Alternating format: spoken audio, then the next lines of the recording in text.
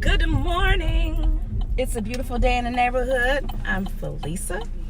I hope y'all are enjoying your morning or your afternoon or whenever you watch this. This is another entry into a video day in May. And I am making another entry into my car chronicles. I find it easier to just do this on the way in so that I can keep up with it. And I've been doing pretty good for like 3 days in. But I'm celebrating my efforts. Anyway, so I read an article the other day, and a friend of mine actually had kind of like a sidebar conversation, which I hope that I remember to get into a little bit later. But the primary focus of the article was a school principal, high school in Dallas, I want to say, somewhere in Texas, that made a policy, a dress code for parents. So there's a whole list of things that parents cannot wear. The list, for its part, seems to be aimed squarely at women. No stretch pants, no leggings, no something tops, no sheer things. I can understand the sheer things. No ripped jeans, no exposed flesh, it was a lot. And for the men's point, you can't sag. Okay, so we all know, if you hear those things, that this is more of a cultural thing, a more black folk thing. So there's that. Yeah, so that whole thing rubbed me the wrong way for a couple of reasons. Number one, as a public school official, as a public school entity, period, you work for parents. And then on top of that, to police and control what adults can and cannot wear is just, I believe, beyond the scope of can-do-ness.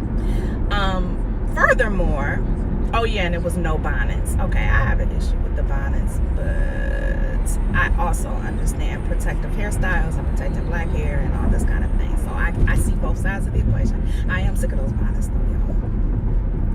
Sick of the bonnets. But back to my point. So, of course, they've interviewed the principal. She's doubled down on it. She feels that, parents are the first teachers and they need to set an example for students and blah, blah, blah. First of all, if the parent is wearing that to the school, they're wearing it wherever they go.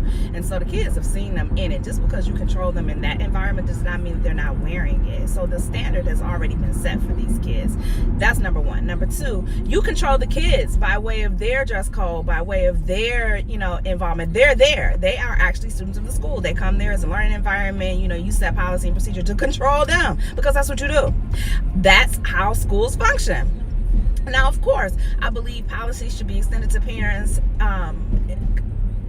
as it pertains to behavior and engagement and things like that. Like, you can't just go up to the school and start now, slinging threats or, assaulting people. You can't engage other people's children. You can't, so I get that. Like, that's behavior centric. Those are things that cause a safety issue within the school itself. So those things, yes, should be regulated. You have to create a safe environment for students. But just because a parent comes up to the school in a bonnet or stretch pants or what have you does not mean that first of all that's a terrible parent. Second of all, we don't know where that person came from or what happened. Third of all, it's not your business. You may not like it, but it's not your business. So here was my scenario. There's something that happens. I happen to be working from home on that particular day. I need to run get my child. I'm not thinking about what I can and cannot wear. If I had on my bathrobe, I might take off my bathrobe, throw on a t-shirt, throw on, the first thing that I have, and I do have ripped jeans. Throw those on, put some slides on, run up to go get her. First of all, to be refused entry into the school, we're going to have a whole problem. Second of all, the second part of this is if you show it, like, they won't release your child. So if you're there, it's one thing to say, okay, we're not going to engage you. No, you can't go see the teachers. No, you can't speak to the principal. No, you can't engage administration or, whatever. You have to go home and change. They literally, if you show up like that and you say, I need to pick up my child, they will not release your child to you. What kind of, I got hostages?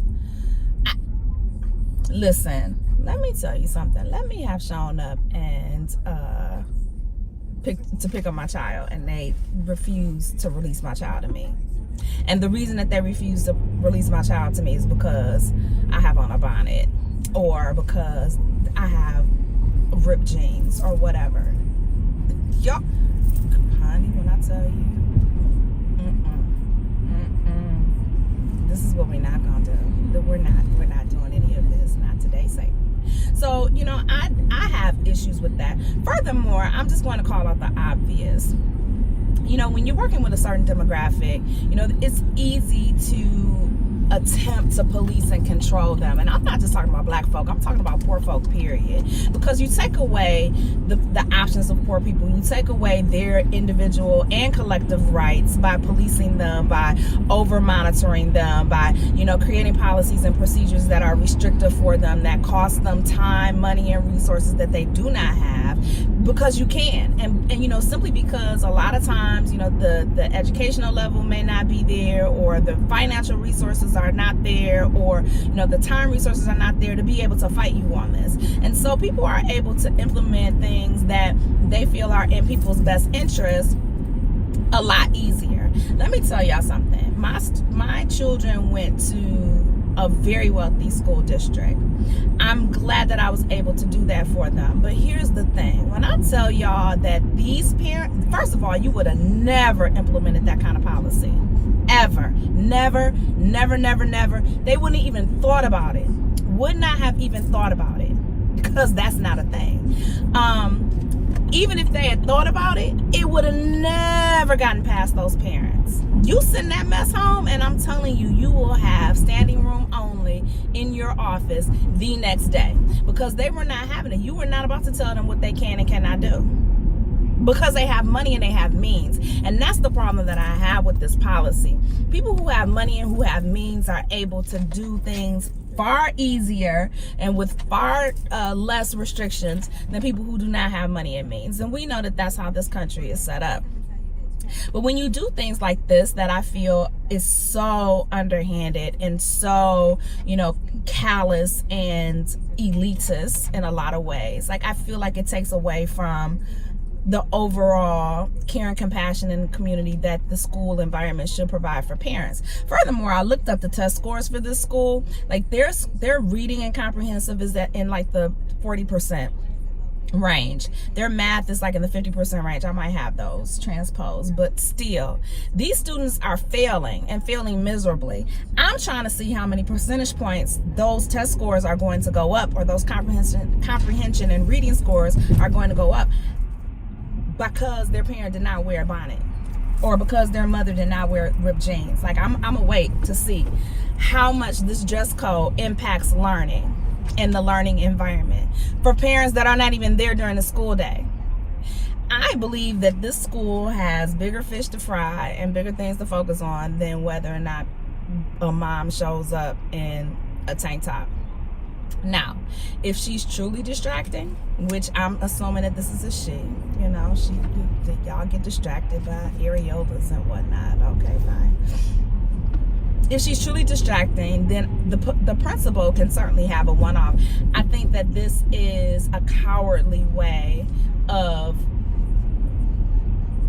policing this population. I really do, because now you will have secretaries and security guards and, you know, resource teachers and, you know, LRC teachers and, you know, whoever else in that building that's employed. All staff will be expected to enforce this rule or enforce this policy. Excuse me, you can't come in here, man. Like, you can't sit with us. Like, how do you tell a grown person that? You have on ripped jeans. You need to go home and change. Baby, the first time they tell somebody that, I don't want to see the video footage, because I just don't know. I don't know how you do that, and I don't know how that's well received, and I don't know how shaming an adult, shaming a parent. First of all, when you complain that parents don't come up and participate or join in at the school level, when a parent does show up, you send them home because they're not dressed right. Okay, that's like all the no. Anyway, leave me your thoughts on that. But this was the sidebar. I don't want this video to be too long. So my friend said that the reason that the policy is so aimed towards women is probably because women are not as visual as men. So I asked him, I told him that. And when was the last time he was a woman? And how could he speak with so much authority on this subject? So, my point was this when it comes to that. So, men have just been allowed to be wolves their whole lives. Like, y'all just have been able to exercise very little control when it comes to women. Catcalling, woofing, hey mama, chasing after women, whatever. And that has been since Bible. And women have just, for our part, we were socialized to believe that stuff was normal and acceptable. Except for, like the last few years with the whole Me Too movement, because we don't like that. We don't like it at all. We try to tell y'all that and y'all don't listen. But that's another conversation. So women, for our part though, we've let y'all believe that we're not visual. We see it, we just don't say nothing because you know why? Because we have self-control. But further than that, we've been socialized in the Americas to believe that any references or any indication that we might be wholly sexual beings capable of and benefiting from the beauty that is the male physique, that's wrong, and that we kind of are sluts. And I hate to use that word, but like that's the way that I was. Like, you don't do that. That's not ladylike. That's not appropriate. You don't. So we've learned how to look very aloof and very unaffected and very unbothered. We have perfected the 10-second sweep, head to toe, baby. We know, we see it, and we already file in our mind whether or not that's something that we want to pursue, or we want that's something to pursue us. Which is why y'all get casual clues as to whether or not we will be open and receptive to engaging with you. Some of y'all can't read context clues at all.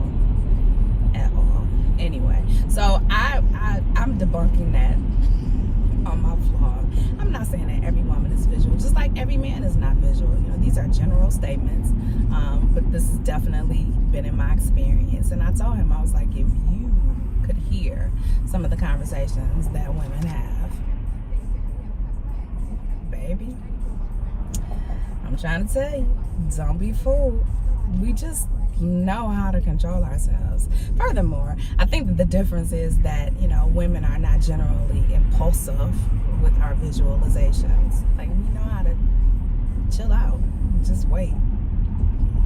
So it's just something that men could benefit from. But anyway, I'm Felisa. Leave your commentary below on either one of my presentations. I know I said a lot in this vlog, but I'd be interested to hear your feedback on either one, but particularly the dress code for the adults. Like, what y'all think about that?